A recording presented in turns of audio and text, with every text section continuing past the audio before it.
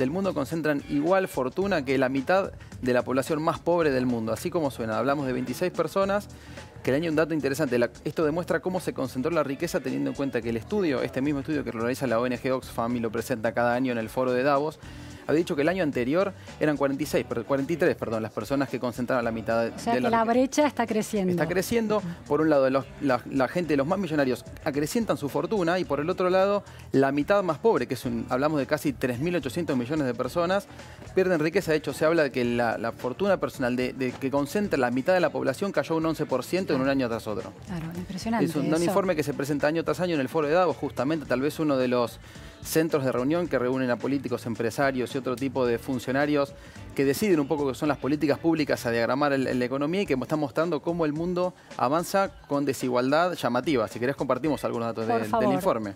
Vemos algunos datos entonces del informe de Oxfam. 26 personas concentran igual riqueza que el 50% de la población. Por favor, Esteban, contanos esos datos. Sí, el dato de Oxfam que toma en cuenta publicaciones en revistas especializadas, publicaciones periodísticas y de algunos bancos, muestra que los más millonarios del mundo sumaron 900.000 millones de dólares en todo 2018. Hablamos de casi 2.500 millones por día y el dato de que se concentró aún más y en esta equivalencia eran 43 personas, ahora son 26.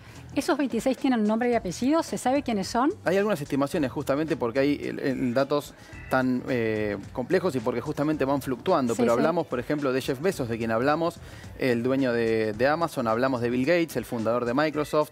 Warren Buffett, el magnate inversor y con múltiples rubros. Bernard Arnault, el CEO de la cadena de Louis Vuitton. Y Mark Zuckerberg, el fundador de Facebook, son algunos de los nombres en el top 5 de la publicación que toma Oxfam, que son la publicación anual de los 1.000 millonarios en la revista Forbes, que son algunos de los nombres que están presentes en esta lista, pero que justamente lo que van mostrando es una evolución de esas fortunas vinculadas también a sus activos y a sus inversiones financieras y cómo la estructura económica hoy en el mundo hace que la riqueza se concentre en menos manos a costa también de que los más desfavorecidos vayan perdiendo esa participación. Vemos entonces la brecha, ¿no? Lo que está señalando es esta brecha. Contanos entonces los detalles del mundo cada vez más desigual según Oxfam. Claro, sí, este es reiteramos, un informe que año a año publica Oxfam. La mitad más pobre del mundo, hablamos de 3.800 millones de personas, perdió un 11% cuando se compara cuánto es la fortuna y haciendo las estimaciones de acuerdo a entre los más ricos y los más pobres. Y un dato importante que me llamó la atención en el estudio, 3.400 millones de personas que viven con $5.50 por día.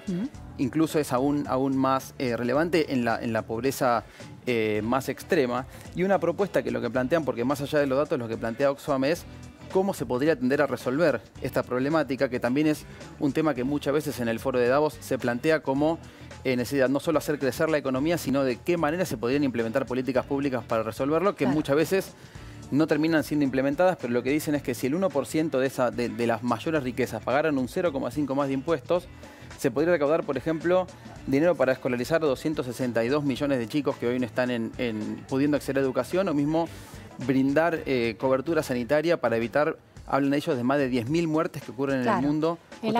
El acceso a los bienes públicos, ¿no? A servicios públicos claves para que la gente, educación, contar con escuelas, tener cloacas, tener agua potable. Exacto, servicios básicos que no están presentes y lo que ellos justamente plantean es que hay tendencias a nivel internacional como la financiarización del mundo o cuánto las grandes fortunas terminan siendo evadidas por el fisco porque no tienen posibilidades con estructuras offshore o con otro tipo de maniobras. Se habla de 7 billones de dólares que están ocultos a los estados en general y que termina haciendo que las estructuras impositivas sean regresivas porque lo que más fácil de grabar son las transacciones cotidianas y no los impuestos a la riqueza, que son los que permitirían tender a reducir la desigualdad que se va generando año tras año en el mundo. Generar algún tipo de justicia, ¿no? Más global.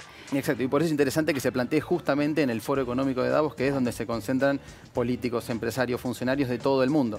Sí, pero expone que los más ricos podrían aportar muchísimo más de lo que aportan en términos de riquezas y creación de mercados también, ¿no? Y que incluso cuando se analizan declaraciones públicas de muchos de estos personajes que hablábamos, plantean como una cuestión de caridad o de bien a la humanidad hacer donaciones. Lo hemos hablado con el caso de Jeff Bezos, por ejemplo, porque al no tener como esa cobertura lo hacen planteando tal vez con porciones menores a lo que sería si esta estructura impositiva se modificara, a acciones benéficas, otro tipo de estructuras, justamente para mostrarse al menos como tendientes a con una atención social o pensando en resolver las carencias. Sí, se trata de una reforma estructural antes que filantrópica. Exactamente. Claro. Bueno, eso se plantea de ese lado. Lo que hace falta y lo que plantea Oxfam es que con esas medidas no es suficiente y que es necesario que los estados reestructuren sus sistemas impositivos para tender a reducir esta brecha.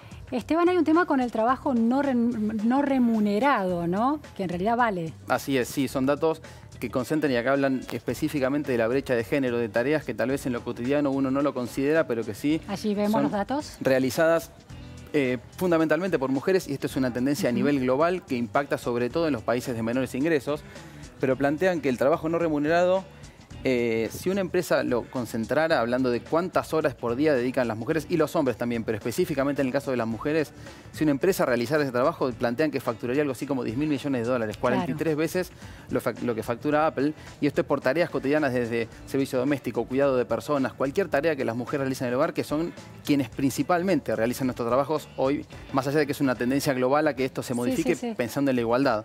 Y otros datos también que analizan es que las mujeres en promedio ganan un 23% menos que los hombres, más allá de estas medidas que muchas veces se anuncian buscando la igualdad, aún es una brecha que aún persiste. Bueno, porque la carga de los trabajos no remunerados, como vos decís, cae sobre todo todavía sobre las mujeres. Exactamente, ¿no? y eso después Están vinculados esos dos datos. genera dificultades a la hora de salir a buscar un empleo, de conseguir un mejor empleo, porque también hay un montón de actividades en la vida cotidiana que no se tienen en cuenta y que dificulta tal vez que las mujeres puedan ingresar. Este es un tema central de lo que plantean en Oxfam. Me parece muy interesante que se le ponga valor económico a esa masa de tareas no remuneradas. Repetí el número entonces. La brecha es un 23%, lo que se plantea es que una empresa facturaría algo así como 10 billones de dólares, 10.000 millones de dólares, que facturaría lo mismo 43 veces lo que hace el Apple en un año. Si bien es cierto que algunos economistas advierten o plantean ciertas críticas a este informe porque habla de estimaciones, de nominalidad, porque al globalizar la economía cruzan diferentes datos, diferentes publicaciones y diferentes monedas. Uno puede tal vez cuestionar el número final, pero la tendencia concreta en cuanto a la brecha de género y la desigualdad que genera en la economía son inocultables y que año tras año se van confirmando con diferentes publicaciones que salen a la luz. No, muchísimas gracias, inquietante, ¿no? Y de esto se va a hablar también en Davos. Exacto, por eso es interesante también que el lugar donde se presenta este informe no sea algo marginal o fuera de contexto, sino justamente central en la agenda del foro que empieza mañana y que donde va a ser presentado oficialmente este estudio. Muchas gracias, Esteban Lafuente. Vamos a Juan Pablo Zanota nuevamente con novedades sobre la Avenida Elcano. Sí, Luciana, una avenida que